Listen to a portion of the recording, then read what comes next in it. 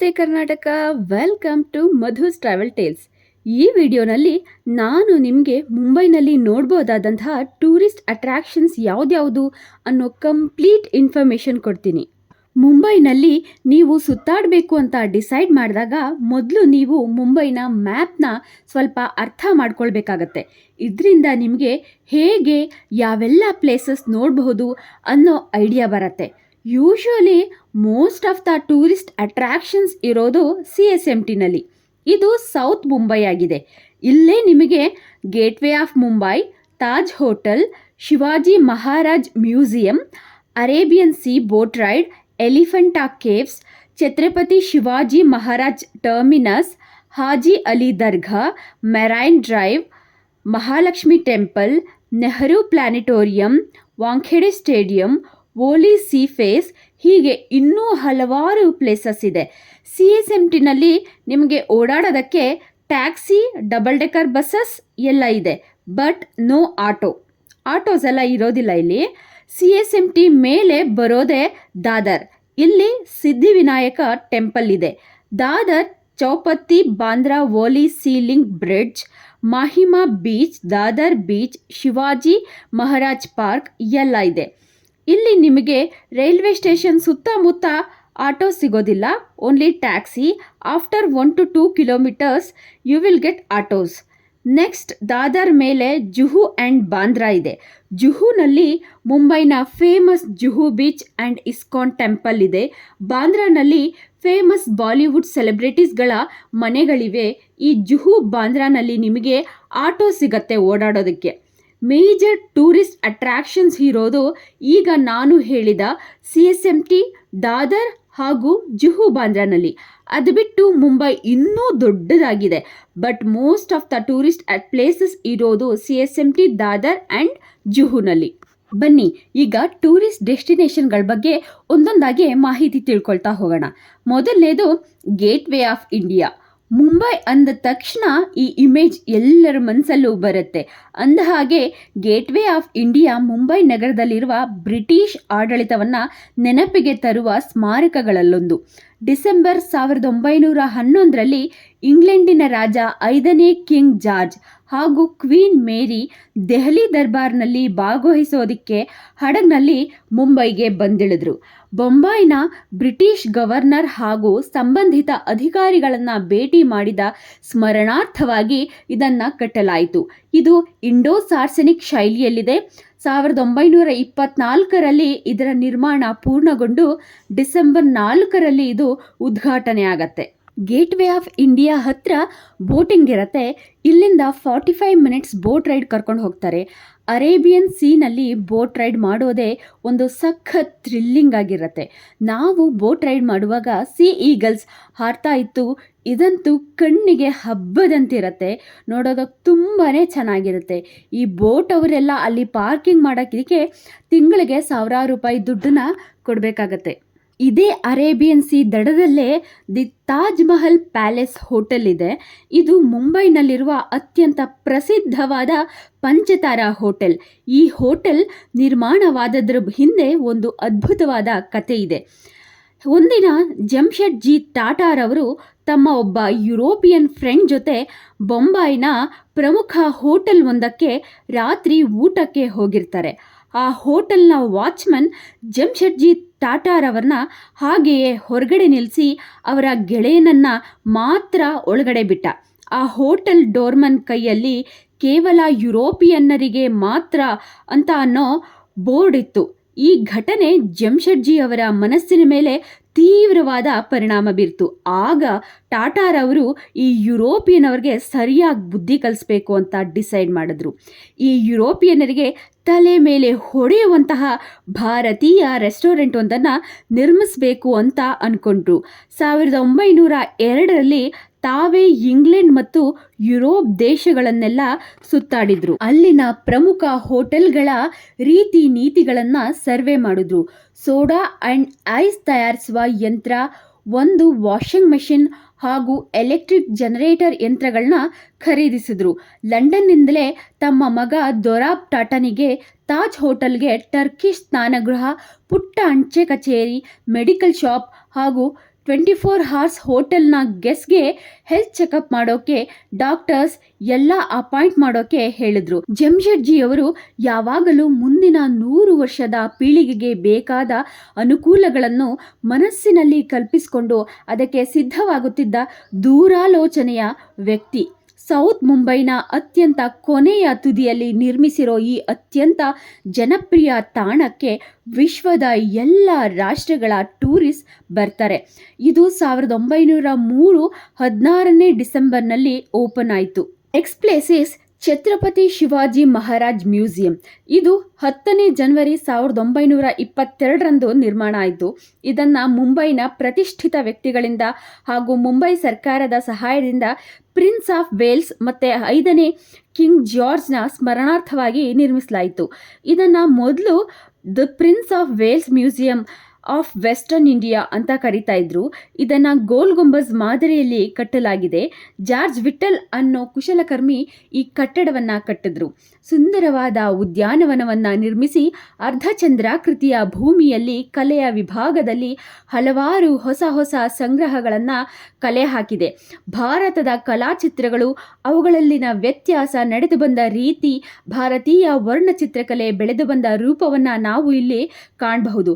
11-12ನೇ ಶತಮಾನದ ತಾಳೆಯ ಗರಿಯಲ್ಲಿನ ಕೈಬರಹಗಳು, 19ನೇ ಶತಮಾನದ ಪೂರ್ವಕಾಲದ ಪಹಾರಿ ವರ್ಣಚಿತ್ರಕಲೆಗಳು, ಮಿನಿಯೇಚರ್ ವರ್ಣಚಿತ್ರಕಲೆ ಎಲ್ಲ ಇದೆ ಇಲ್ಲಿ. ಸರ್ ರತನ್ ಟಾಟಾರ್ ಅವರು ಕಲೆಕ್ಟ್ ಮಾಡ್ತಿದ್ದ ಮುಘಲ್, ರಾಜಸ್ಥಾನಿ ಮತ್ತು ವಿದೇಶಗಳ ವಸ್ತುಗಳ ಅಮೂಲ್ಯ ಕಲಾ ಸಂಗ್ರಹಗಳು ಕೂಡ ಇಲ್ಲಿ ಇದೆ. ರಾಜರ ಕಾಲದಲ್ಲಿ ಬಳಸುತ್ತಿದ್ದ ಚಿನ್ನಾಭರಣಗಳಂತೂ ಅತ್ಯಾಕರ್ಷಕವಾಗಿವೆ. 2400 ವರ್ಷಗಳ ಹಿಂದಿನ ಮಮ್ಮಿ ಆ್ಯಂಡ್ ಕಾಫಿನ್ ಕೂಡ ಇದೆ. ಮುಂಬೈ ಲೈಫ್ ಸ್ಟೈಲ್ ಬಗ್ಗೆ ಇನ್ಫಾರ್ಮೇಷನ್ಸ್ ಇದೆ. ಆಗಿನ ಕಾಲದಲ್ಲಿ ಬಳಸ್ತಿದ್ದಂತಹ ಆಟಿಕೆಗಳಂತೂ ತುಂಬ ಇಂಟ್ರೆಸ್ಟಿಂಗ್ ಆಗಿದೆ. ಒಟ್ಟಿನಲ್ಲಿ ಈ ಮ್ಯೂಸಿಯಂನ ನೋಡೋದಕ್ಕೆ ಒಂದು ಕಂಪ್ಲೀಟ್ ಡೇ ಬೇಕು, ಅಷ್ಟು ಚೆನ್ನಾಗಿದೆ. ಅಷ್ಟೊಂದು ಸಂಗ್ರಹಗಳು ಸಹ ಈ ಮ್ಯೂಸಿಯಂನಲ್ಲಿದೆ. ಮ್ಯೂಸಿಯಂನ ನೋಡಿಕೊಂಡು ನೆಕ್ಸ್ಟ್ ಮರೈನ್ ಡ್ರೈವ್ಗೆ ಹೋದ್ವಿ. ಅಲ್ಲಿಂದ ಮುಂಬೈನ ವೀವ್ ಅಂತೂ ಅದ್ಭುತವಾಗಿತ್ತು. ಸ್ವಲ್ಪ ಹೊತ್ತು ಅಲ್ಲೇ ಕುಳಿತುಕೊಂಡು ವೀವ್ನ ಎಂಜಾಯ್ ಮಾಡಿಕೊಂಡು ನಂತರ ವಾಂಖೆಡೆ ಸ್ಟೇಡಿಯಂನ ನೋಡ್ಕೊಂಡು ಹೋದ್ವಿ. ಮರೈನ್ ಡ್ರೈವ್ನಿಂದ ಮುಂದೆ ಹೋಗಬೇಕಾದ್ರೆ ನಿಮ್ಮ ರೈಟ್ನಲ್ಲಿ ವಾಂಖೆಡೆ ಸ್ಟೇಡಿಯಂ ಸಿಗತ್ತೆ. ನಂತರ ಇಂಡಿಯಾಸ್ ಫಸ್ಟ್ ಅಂಡರ್ ಸೀ ಟನಲ್ನಲ್ಲಿ ನಮ್ಮ ಪಯಣ. ಅಬ್ಬಾ, ಸಮುದ್ರದ ಒಳಗೆ ರೋಡ್ ಮಾಡಿರೋದು ಎಷ್ಟು ಅದ್ಭುತ ಅಲ್ವಾ. ಇದನ್ನು ಕೋಸ್ಟಲ್ ರೋಡ್ ಅಂತಾನೂ ಕರೀತಾರೆ. ಇದು ಒಟ್ಟು 29.2 ಕಿಲೋಮೀಟರ್ ಇದೆ. 13,060 ಕೋಟಿ ವೆಚ್ಚದಲ್ಲಿ ಈ ಪ್ರಾಜೆಕ್ಟ್ನ ಮಾಡಿದ್ದಾರೆ. ಇದರಲ್ಲಿ ಫೇಸ್ 1 ಆ್ಯಂಡ್ ಫೇಸ್ 2 ಅಂತ ಇದೆ. ಫೇಸ್ 1 ಅಂದರೆ ಪ್ರಿನ್ಸೆಸ್ ಸ್ಟ್ರೀಟ್ ಫ್ಲೈಓವರ್ ಇಂದ Worli end of the Bandra Worli sea link ತನಕ ಇದೆ. ಇದು 10.58 ಕಿಲೋಮೀಟರ್ ಸದ್ಯಕ್ಕೆ ಇರೋದು. ಇದು 11th ಮಾರ್ಚ್ 2024ನಲ್ಲಿ ಓಪನ್ ಆಯಿತು. ಫೇಸ್ 2 ಬಾಂದ್ರಾ ಟು ದಹಿಸರ್ ಇನ್ನ ಅಂಡರ್ ಕನ್ಸ್ಟ್ರಕ್ಷನ್ನಲ್ಲಿ ಇದೆ. ಇದೇ ಕೋಸ್ಟಲ್ ರೋಡ್ನಲ್ಲಿ ಹೋಗುವಾಗ ಮುಖೇಶ್ ಅಂಬಾನಿಯವರ ಮನೆ ಆಂಟಿಲಿಯಾ ಕಾಣಿಸುತ್ತೆ. ಈ ಮನೆ ಕಟ್ಟೋದಿಕ್ಕೆ ಒಟ್ಟು $2 ಬಿಲಿಯನ್ ಖರ್ಚಾಗಿದೆ. 2006ಇಂದ 2010 ಒಳಗೆ ಈ ಮನೆ ಕಟ್ಟಿದ್ದಾರೆ. ಹಾಗೆ ರೇಮಂಡ್ ಹೌಸ್ ನೋಡ್ಬೋದು. ಈ ರೋಡ್ನ ದುಬೈ ರೋಡ್ ಅಂತಲೂ ಕರೀತಾರೆ. ಮುಂಬೈ ಯಾವ ಫಾರಿನ್ ದೇಶಕ್ಕೂ ಕಡಿಮೆ ಇಲ್ಲ ಬಿಡಿ. ಇದಂತೂ ತುಂಬಾ ಅದ್ಭುತವಾದ ಸಿಟಿ. ಇದೇ ಕೋಸ್ಟಲ್ ರೋಡ್ನ ಲೆಫ್ಟ್ ಸೈಡ್ನಲ್ಲಿ ಹಾಜಿ ಅಲಿ ದರ್ಗಾ ಇದೆ. ರೈಟ್ನಲ್ಲಿ ಮಹಾಲಕ್ಷ್ಮಿ ಟೆಂಪಲ್ ಇದೆ. ಮಹಾಲಕ್ಷ್ಮಿ ದೇವಸ್ಥಾನವು ಭಾರತದ ಮುಂಬೈ ನಗರದ ಅತ್ಯಂತ ಪ್ರಸಿದ್ಧ ದೇವಾಲಯಗಳಲ್ಲಿ ಒಂದಾಗಿದೆ. ಈ ದೇವಸ್ಥಾನವನ್ನು 1831ರಲ್ಲಿ ಹಿಂದೂ ವ್ಯಾಪಾರಿ ಧಕ್ಜಿ ದಾದಾಜಿ ಅವರು ನಿರ್ಮಿಸಿದರು. ಮಹಾಲಕ್ಷ್ಮಿ ದೇವಸ್ಥಾನದಲ್ಲಿ ತ್ರಿದೇವಿ ದೇವತೆಗಳಾದ ಮಹಾಕಾಳಿ, ಮಹಾಲಕ್ಷ್ಮಿ ಮತ್ತು ಮಹಾಸರಸ್ವತಿಯ ಚಿತ್ರಗಳಿವೆ. 3 ಚಿತ್ರಗಳನ್ನು ಮೂಗಿನ ಉಂಗುರಗಳು, ಚಿನ್ನದ ಬಳೆಗಳು ಮತ್ತು ಮುತ್ತಿನ ಹಾರಗಳಿಂದ ಅಲಂಕರಿಸಲಾಗಿದೆ. ಮಹಾಲಕ್ಷ್ಮಿಯ ಚಿತ್ರವು ಮಧ್ಯದಲ್ಲಿ ಕಮಲದ ಹೂವುಗಳನ್ನು ಹಿಡಿದಿರುವಂತೆ ತೋರಿಸಲಾಗಿದೆ. ಒಟ್ಟಿನಲ್ಲಿ ಈ ದೇವಸ್ಥಾನಕ್ಕೆ ಬಂದ್ರಂತೂ ತುಂಬಾ ಒಳ್ಳೆಯದಾಗತ್ತೆ ಅಂತಲೇ ಹೇಳ್ತಾರೆ. ಖಂಡಿತ ದೇವಸ್ಥಾನ ತುಂಬಾ ಚೆನ್ನಾಗಿದೆ. ಮುಂಬೈಗೆ ಬಂದರೆ ಮಿಸ್ ಮಾಡದೆ ದೇವಸ್ಥಾನಕ್ಕೆ ವಿಸಿಟ್ ಮಾಡಿ. ನೆಕ್ಸ್ಟ್ ನಾವು ನೆಹರು ಸೈನ್ಸ್ ಮ್ಯೂಸಿಯಂಗೆ ಹೋದ್ವಿ. ಇದು ಮುಂಬೈನ ವೋಲಿಯಲ್ಲಿದೆ. ಇದು 1985ರಲ್ಲಿ ಓಪನ್ ಆಯಿತು. ಇಲ್ಲಿ ಎನರ್ಜಿ, ಸೌಂಡ್, ಕೈನಮ್ಯಾಟಿಕ್ಸ್, ಮೆಕ್ಯಾನಿಕ್ಸ್, ಟ್ರಾನ್ಸ್ಪೋರ್ಟ್ ಈ ಥರ ಹಲವಾರು ವಿಷಯಗಳ ಬಗ್ಗೆ ಎಕ್ಸಿಬಿಷನ್ ಇದೆ. ಮಕ್ಕಳಿಂದ ಹಿಡಿದು ದೊಡ್ಡವರವರೆಗೂ ಹೋಗೋದಕ್ಕೆ ತುಂಬಾ ಅದ್ಭುತವಾದ ಸ್ಥಳ ಇದು. ಒಳಗೆ ಹೋದರೆ ಹೊರಗಡೆ ಬರೋದಕ್ಕೆ ಮನಸ್ಸೇ ಆಗಲ್ಲ, ಅಷ್ಟು ಸೈನ್ಸ್ ಆ್ಯಕ್ಟಿವಿಟೀಸ್ ಇದೆ. ಖಂಡಿತ ಈ ಮ್ಯೂಸಿಯಂನ ಎಕ್ಸ್ಪ್ಲೋರ್ ಮಾಡೋದಕ್ಕೆ ಒಂದು ದಿನಾನೂ ಸಾಕಾಗೋದಿಲ್ಲ, ಅಷ್ಟೊಂದು ಆ್ಯಕ್ಟಿವಿಟೀಸ್ ಇದೆ. ಇದೆಲ್ಲ ನೋಡಿಕೊಂಡು ನೆಕ್ಸ್ಟ್ ನಾವು ಹೋಗಿದ್ದು ಸಿದ್ಧಿವಿನಾಯಕ ಟೆಂಪಲ್. ನಾವು ಸಂಡೇ ಹೋಗಿದ್ರಿಂದ ತುಂಬಾ ರಶ್ ಇತ್ತು. ಇದು ಮುಂಬೈನ ವೆರಿ ಫೇಮಸ್ ಟೆಂಪಲ್. ಇದು 19th ನವೆಂಬರ್ 1801 ಅಲ್ಲಿ ನಿರ್ಮಾಣ ಆಯಿತು. ಇದು ಮುಂಬೈನ ಶ್ರೀಮಂತ ದೇವಾಲಯಗಳಲ್ಲಿ ಒಂದು. ಬಾಲಿವುಡ್ನ ಚಲನಚಿತ್ರ ತಾರೆಯರು, ರಾಜಕಾರಣಿಗಳು ಎಲ್ಲ ಈ ದೇವಾಲಯಕ್ಕೆ ಭೇಟಿ ನೀಡ್ತಾರೆ. ನೆಕ್ಸ್ಟ್ ಬಾಂದ್ರಾಗೆ ಬಂದ್ವಿ. ನಾವು ಜುಹು ಬೀಚ್ಗೆ ಹೋಗಬೇಕಿತ್ತು. On the way Shahrukh Khan ಅವರ ಮನೆ ಮನ್ನತ್ನ ನೋಡಿದ್ವಿ. ಆಲ್ಮೋಸ್ಟ್ ಸುಮಾರು ಬಾಲಿವುಡ್ ಸೆಲೆಬ್ರಿಟಿಗಳ ಮನೆಗಳೆಲ್ಲ ಅಲ್ಲೇ ಇದೆ. ಬ್ಯಾಂಡ್ ಸ್ಟ್ಯಾಂಡ್ ಬೀಚ್ ಹತ್ರನೇ ಇದೆ. ಇದು ರೇಖಾಜಿ ಅವರ ಮನೆ ಬಸೇರಾ. ರಾಜೇಶ್ ಖನ್ನಾ ಅವರ ಮನೆ ವರ್ಧನ್ ಆಶೀರ್ವಾದ್ ಅಂತ ಇದು. ನೆಕ್ಸ್ಟ್ ಈ ಬಿಲ್ಡಿಂಗ್ನಲ್ಲಿ 1 ಫ್ಲೋರ್ ಮಾತ್ರ ಸಲ್ಮಾನ್ ಖಾನ್ದು. ಇದು ಲೀಲಾವತಿ ಹಾಸ್ಪಿಟಲ್ ಮುಂಬೈ. ಈ ಹಾಸ್ಪಿಟಲ್ಗೆ ಹೋದವರು ಯಾರೂ ಸಾಯಲ್ಲ, ಬಟ್ ಹಾಸ್ಪಿಟಲ್ ಬಿಲ್ ನೋಡಿದ್ರೆ ಕೋಮಾಗೆ ಹೋಗ್ಬೋದು, ಬಿಕಾಸ್ ಅಷ್ಟು ಕಾಸ್ಟ್ಲಿ ಇರುತ್ತೆ. ರೀಸೆಂಟಾಗಿ ಸೈಫ್ ಅಲಿ ಖಾನ್ ಮೇಲೆ ದಾಳಿಯಾದಾಗ ಅವರು ಇದೇ ಹಾಸ್ಪಿಟಲ್ನಲ್ಲಿ ಟ್ರೀಟ್ ಮಾಡಿಸಿದ್ರು. ಫೈನಲಿ ಜುಹು ಬೀಚ್ಗೆ ಹೋದ್ವಿ. ಅಬ್ಬಾ ಎಷ್ಟು ಕ್ರೌಡ್ ಇದೆ ನೋಡಿ. ನಾವು ಹೋಗೋ ತನಕ ಸನ್ಸೆಟ್ ಆಗೋಗಿತ್ತು, ಬಟ್ ಆದರೂ ನೈಟ್ ಟೈಮ್ ಬೀಚ್ ಹತ್ರ ಓಡಾಡೋದೇ ಒಂದು ಖುಷಿ. ಇದು ಮುಂಬೈನ ಫೇಮಸ್ ಬೀಚ್. ಇದಿಷ್ಟು ನಮ್ಮ ಮುಂಬೈನ ಓಡಾಟ. ನಂತರ ಜುಹು ಬೀಚಿಂದ CSMTಗೆ ಬಂದ್ವಿ. 7:30ಗೆ ಜುಹು ಬೀಚ್ ಬಿಟ್ಟಿದ್ದಕ್ಕೆ ನಾವು ಅರೌಂಡ್ ನೈಟ್ 10 o'clockಗೆ CSMTಗೆ ಬಂದ್ವಿ. ಜುಹುಯಿಂದ ದಾದರ್ ತನಕ ಹೆವಿ ಟ್ರಾಫಿಕ್ ಇತ್ತು. ದಾದರ್ ಆದಮೇಲೆ ಟ್ರಾಫಿಕ್ ಕಡಿಮೆ ಇತ್ತು CSMT ತನಕ.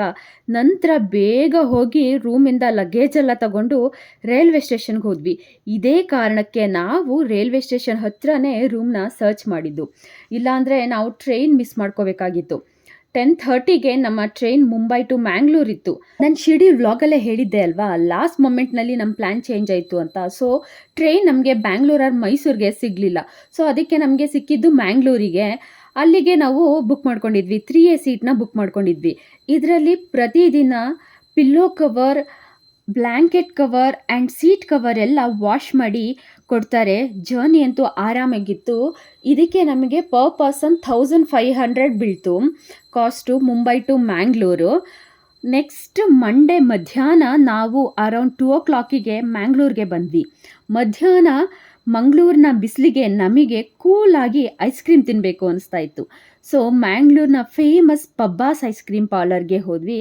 ಪಬ್ಬಾ ಅವರ ಸ್ಪೆಷಲ್ ಐಸ್ ಕ್ರೀಮ್ ತೊಗೊಂಡ್ವಿ.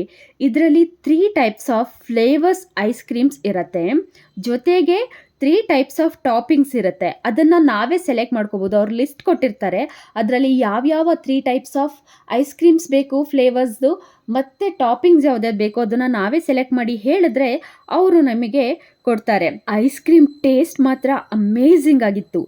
ನೆಕ್ಸ್ಟ್ ಐಸ್ ಕ್ರೀಮ್ ಎಲ್ಲ ತಿನ್ಕೊಂಡು ಅಲ್ಲೇ ಪಕ್ಕದಲ್ಲೇ ಭರತ್ ಮಾಲ್ ಇತ್ತು, ಅಲ್ಲಿ ನಾವು ಲಂಚ್ಗೆ ಹೋದ್ವಿ. ಬಿಕಾಸ್ ಅಲ್ಲಿ ಅರೌಂಡು ಹೋಟೆಲ್ಸ್ ಎಲ್ಲ ತುಂಬಾ ಕಡಿಮೆ, ಯಾವುದೋ ಅಷ್ಟು ಹೋಟೆಲ್ ಸಿಗಲೇ ಇಲ್ಲ. ಸೊ ನಮಗೆ ಟೈಮ್ ಬೇರೆ ಕಡಿಮೆ ಇತ್ತು. ಸೊ ನಾವು ಬೇಗ ಲಂಚ್ ಮುಗಿಸ್ಕೊಂಡು 4:30ಗೆ ನಮಗೆ ಬಸ್ ಇತ್ತು, ಬಸ್ಸಲ್ಲಿ ಹೋಗಬೇಕಾಗಿತ್ತು. ಸೊ ಅಲ್ಲೇ ಭರತ್ ಮಾಲ್ನಲ್ಲಿ ನಾವು ಲಂಚ್ಗೆ ಅಂತ ಹೋದ್ವಿ. ಇದು ಸೆಕೆಂಡ್ ಟೈಮ್ ನಾವು ಭರತ್ ಮಾಲ್ಗೆ ಹೋಗ್ತಾ ಇರೋದು. ಇಲ್ಲಿ ಲಂಚ್ ಎಲ್ಲ ತುಂಬಾ ಚೆನ್ನಾಗಿತ್ತು. 4:30ಗೆ ಶೆಡ್ಯೂಲ್ ಆಗಿದ್ದ ಬಸ್ನಲ್ಲಿ ನಾವು ಫೈನಲಿ ಮೈಸೂರನ್ನ ರೀಚ್ ಆದ್ವಿ. ಈ ವಿಡಿಯೋ ನಿಮಗೆ ಇಷ್ಟ ಆಗಿದ್ರೆ ದಯವಿಟ್ಟು ನಮ್ಮ ವಿಡಿಯೋನ ಲೈಕ್ ಮಾಡಿ, ಹಾಗೆ ನಮ್ಮ ಚಾನಲ್ಗೆ ಸಬ್ಸ್ಕ್ರೈಬ್ ಮಾಡಿ.